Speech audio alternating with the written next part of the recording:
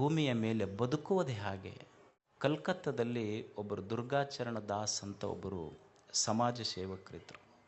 ಅವರು ಈ ಬಡವರು ರೋಗಿಗಳೇನಿರ್ತಾರ, ಈ ದಾರಿಯಲ್ಲಿ ಬಿದ್ದವರೆಲ್ಲ ಇರ್ತಾರಲ್ಲ, ಅಂಥವ್ರನ್ನೆಲ್ಲ ಆಸ್ಪತ್ರೆಗೆ ಕರ್ಕೊಂಡು ಹೋಗಿ ಆರೈಕೆ ಮಾಡ್ತಿದ್ರು.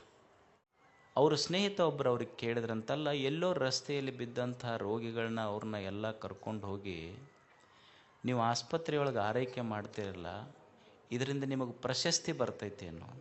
ಇಲ್ಲ, ಯಾವ ಪ್ರಶಸ್ತಿ ಯಾರೂ ಕೊಡೋದಲ್ಲ ನನಗೆ. ಅಲ್ಲ, ಯಾವ ಪ್ರಶಸ್ತಿನೂ ಕೊಡಲ್ಲ, ಏನೂ ಇಲ್ಲ ಅಂದ್ರೆ ಇದನ್ನು ಯಾಕೆ ಮಾಡೋಕ್ಕೆ ಹೋಗ್ತೀರಿ ನೀವು? ಎಲ್ಲೋ ಬಿದ್ದ ರಸ್ತೆಯಲ್ಲಿ ಬಿದ್ದ ರೋಗಿಗಳನ್ನು ಹೋಗಿ ಅವ್ರಿಗೆ ಆರೈಕೆ ಮಾಡುವಂಥ ಸೇವಾ ಎದಕ್ಕೆ ಮಾಡ್ತೀರಿ ನೀವು?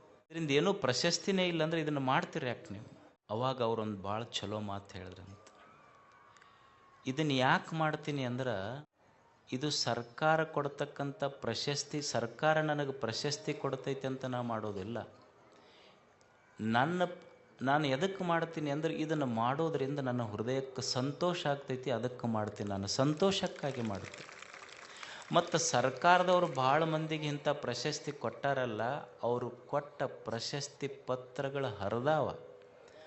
ಆದ್ರೆ ನನಗೆ ದೇವ್ರು ನನ್ನ ಹೃದಯದೊಳಗೆ ಸಂತೋಷದ ಪ್ರಶಸ್ತಿ ಕೊಟ್ಟನಲ್ಲ, ಇದರ ಮುಂದೆ ಯಾವ ಪ್ರಶಸ್ತಿಗಳು ಇಲ್ಲ.